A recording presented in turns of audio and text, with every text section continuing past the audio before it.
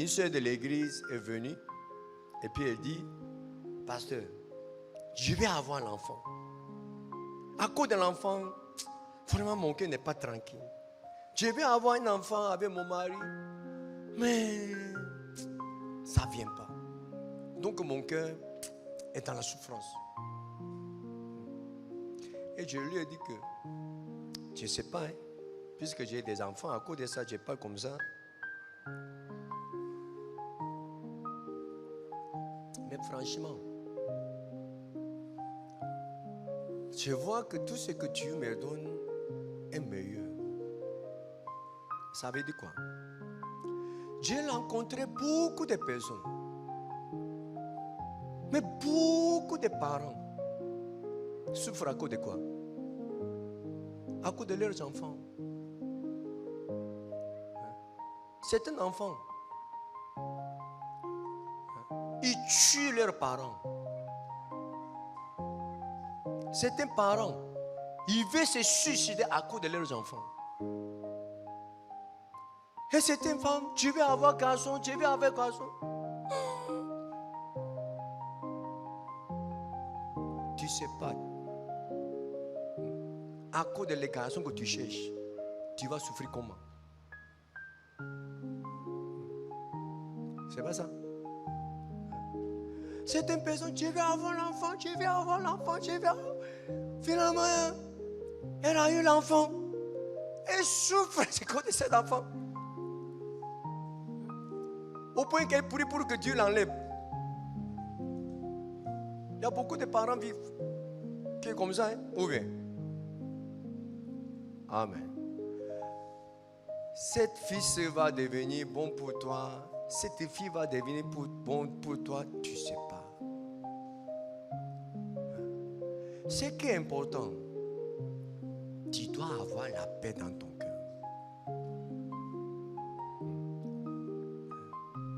Et je vois que beaucoup, aujourd'hui même, qu'il y a un frère à témoigner comment il est guéri. Je vous ai dit que si nous vivons sans être stressés, on ne tombe jamais dans une grande maladie. C'est impossible. Je vous ai dit quoi? Les autistes. Vous connaissez les autistes? Hein? Est-ce que vous avez vu un autiste qui a eu des cancers? Hein? Est-ce que vous avez vu un autiste qui avait tension? Hein? Il n'y en a pas. Hein? Un autiste, il n'a pas de soucis. Il est toujours content.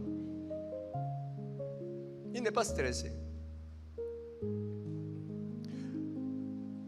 Vous connaissez combien de pourcents de ce monde meurent à cause de cancer? En Côte d'Ivoire aussi, beaucoup de personnes meurent à cause de cancer, n'est-ce pas? C'est ça, hein? Beaucoup, hein? Pourquoi? À cause du stress. Beaucoup de personnes qui sont paralysées à cause de tension. Tension, cancer, en tout cas, grande maladie. La cause de cette maladie, c'est stress, le stress. Vous comprenez? Une femme qui n'a pas de l'enfant. Oui, à cause de mes causes, on peut parler, mais elle est beaucoup stressante. Elle est beaucoup stressante, comme ça.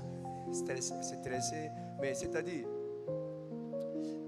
une femme qui est énervante. Énervante. Hein? Elle est beaucoup stressée. C'est-à-dire, dans son cœur, il n'y a pas la paix. Et ces gens de femmes ne peuvent pas avoir l'enfant facilement. C'est vrai. Une femme qui est beaucoup stressante. Stressée, beaucoup stressée. Certaines personnes qui sont méchantes, hein, cette personne stresse tout le monde, mais elle n'est pas stressée. Elle a beaucoup d'enfants. Est-ce que vous avez constaté ça? C'est ça, hein? Elle stresse tout le monde, mais elle n'est pas stressée. Mais certaines femmes qui sont stressées.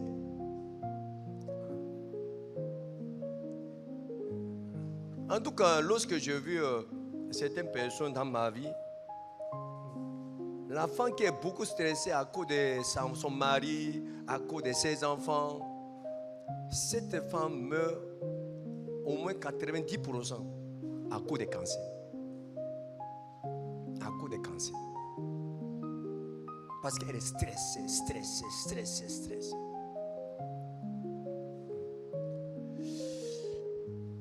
Depuis que j'ai reçu l'évangile jusqu'à aujourd'hui, vraiment, je suis vraiment reconnaissant. À cause de l'église, à cause de l'enseignement que nous avons reçu. Je vais lire une parole. Philippiens chapitre 4. Le verset 9.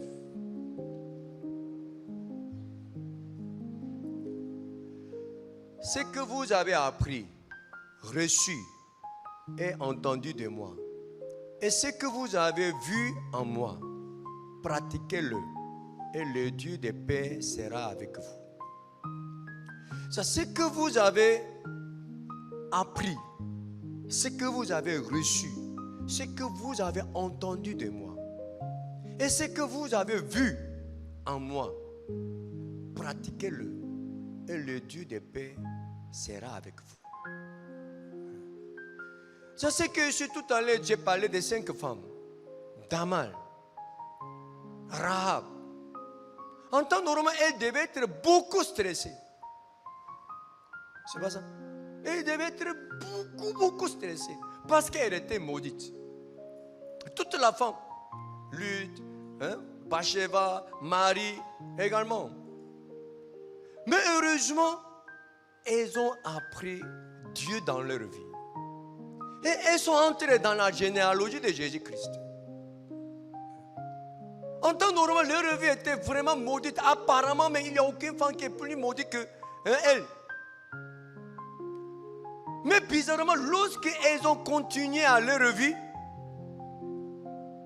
on voit qu'à la fin, elles sont devenues, les femmes sont bénies. Toute la femme de ce monde devait envier leur vie. Pourquoi? C'est les femmes qui sont gravées dans le cœur de Dieu. Dans la Bible, il y a combien de femmes? Dans ce monde, il y a combien de femmes?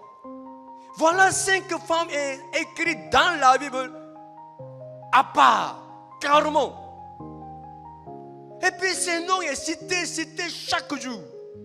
Lorsqu'on parle de la généalogie de Jésus-Christ, lorsqu'on a parlé d'Abraham, Isaac, on doit lire le nom des 5 femmes. Parce qu'elles sont différentes des autres femmes dans le cœur de Dieu. En faisant quoi? On peut devenir une personne qui est vraiment précieuse dans le cœur de Dieu.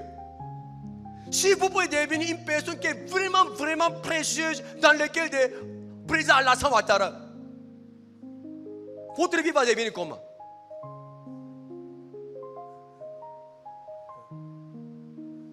Votre vie va devenir autre chose. Parce que vous êtes une personne qui est inoubliable dans le cœur des présidents. Voilà, lorsque Dieu a écrit la généalogie de Jésus-Christ, dans la généalogie des Israéliens, le nom des femmes ne peut jamais entrer. C'est impossible. C'est impossible. Mais leurs noms sont entrés. Un jour, j'ai écouté le témoignage de Bathsheba. Dans un funérail, j'étais là. Et puis ce jour-là, il a parlé. Il y a certaines personnes qui sont grandes dans son cœur. Et puis il a cité certains noms. Vraiment, j'avais des jalousies. Vraiment, j'avais des jalousies. Ce jour-là, j'étais dans l'école de mission. Pasteur, est-ce qu'il me connaît même? Est-ce qu'il connaît mon nom même? Il dit qu'il ne peut jamais oublier ce nom, au point qu'il a prié pour ces personnes chaque fois. Parce qu'il ne peut pas oublier. Il est reconnaissant, tellement reconnaissant envers eux. Ce nom est gravé dans son cœur. Et puis il a cité le nom. Si mon nom est entré dans ce nom, ma vie va devenir comment? Un serviteur de Dieu, il ne peut jamais oublier ce nom. Au point qu'il a parlé de son nom chaque fois lorsqu'il prie. Et puis il ne peut pas participer aux funérailles. C'est rare. Parce qu'il est toujours occupé.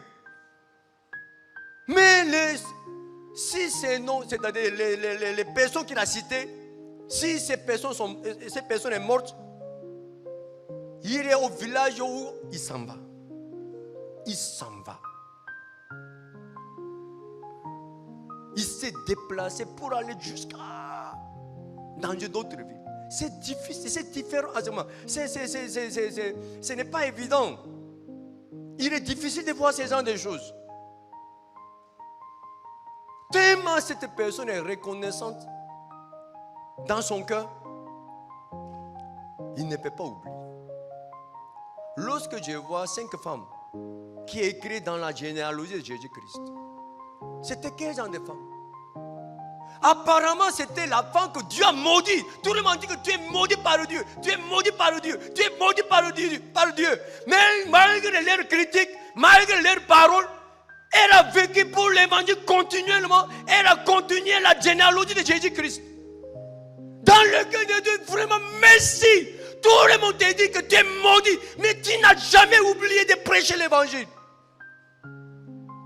Amen. Amen. Lorsque j'ai pensé à cette chose, vraiment j'étais reconnaissant. Lorsque j'ai prêché l'évangile, malgré cette situation, Dieu serait reconnaissant envers moi aussi. Tout le monde dit que je suis maudit, je suis maudit. Moi-même j'ai pensé que je suis une personne qui est maudite. J'ai jeté la Bible. Malgré toutes ces choses, j'ai prêché l'évangile. J'ai prêché l'évangile. J'ai cru que je suis bien aimé de Dieu. Amen. Voilà comment Dieu a travaillé. Lorsque vous lisez Somme de David, ils ont dit ça, hein? Ça, je vais lire. Somme chapitre 4.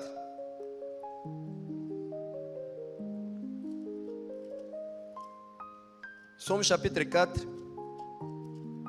Verset 3. Chapitre 3, pardon. Somme chapitre 3, verset 1. Somme de David, à l'occasion de sa fuite devant Absalom, son fils. Voilà, Absalom, il a fait coup d'état, il a fui. Donc, dans cette occasion de sa fuite, il a écrit ces psaumes. Le verset 2. Ô Éternel, que mes ennemis sont nombreux.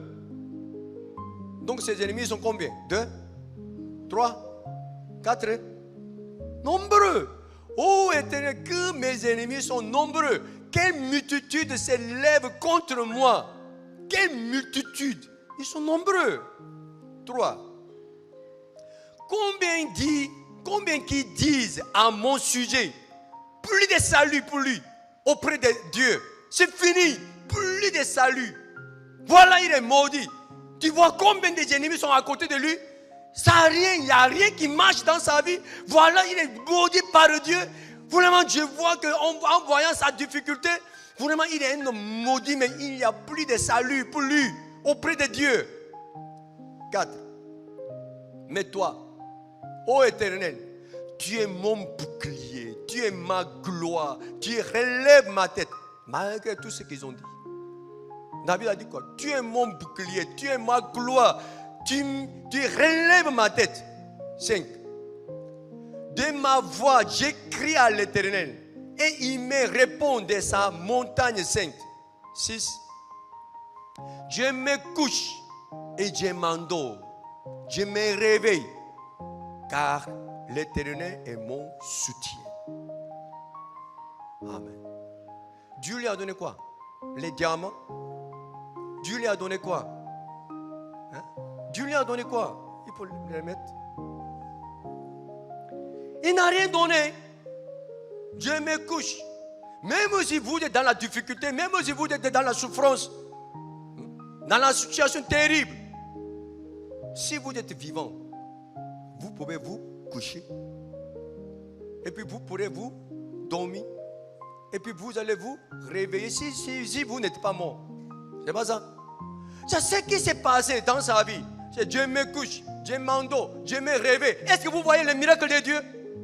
Est-ce que vous voyez la grâce de Dieu? Est-ce que vous voyez ou bien, comment, la puissance de Dieu? On ne voit pas. On ne voit pas. Dans le même problème, il se couche. Dans la même difficulté, il s'endort. Dans la même difficulté, il se réveille. Lorsqu'il se réveille, tous les problèmes sont résolus. Tous les ennemis sont partis. Non, ils sont là. Lorsqu'il a couché, ils ont vu. Il est réveillé, ils sont là. C'est pas ça. Il n'y a rien qui a changé. Mais il dit que je me couche, je m'endors, je me réveille. Car l'Éternel est mon soutien. Même si vous dormez, est-ce que vous avez cette pensée? Vous couchez avec beaucoup d'inquiétude. Vous couchez avec beaucoup de souffrance.